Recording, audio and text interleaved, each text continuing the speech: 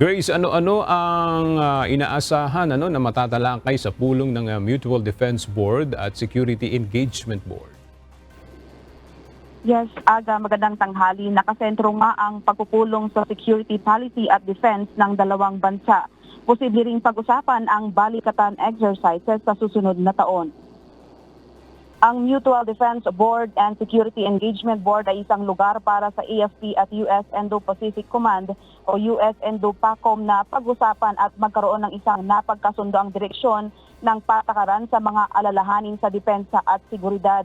Tatalakayin ang hanay ng mga aktibidad ng militar na isasagawa ng dalawang bansa sa susunod na taon, kabilang ang taunang balikatan at salaknib exercises.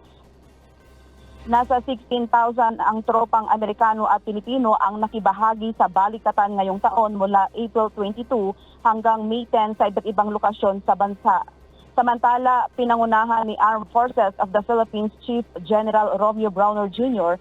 at Indo-Pacific Command Head Admiral Samuel Paparo noong Miyerkules ang pagbisita sa Basa Air Base sa Florida Blanca, Pampanga, isa sa mga site ng Enhanced Defense Cooperation Agreement o EDCA upang siyasatin ang mga upgrade na ginagawa sa pasilidad. Ang Basa Air Base ay isa sa siyam na pasilidad ng AFP na itinalaga sa ilalim ng EDCA.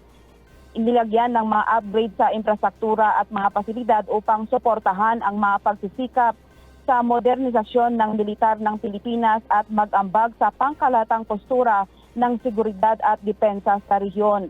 Ayon kay General Browner, ang mga modernisasyon na ito ay mahalaga sa layunin ng AFP na maging isang mapagkakatiwalaang puwersa ng depensa na mapangalagaan ang soberanya at integridad ng teritoryo ng bansa.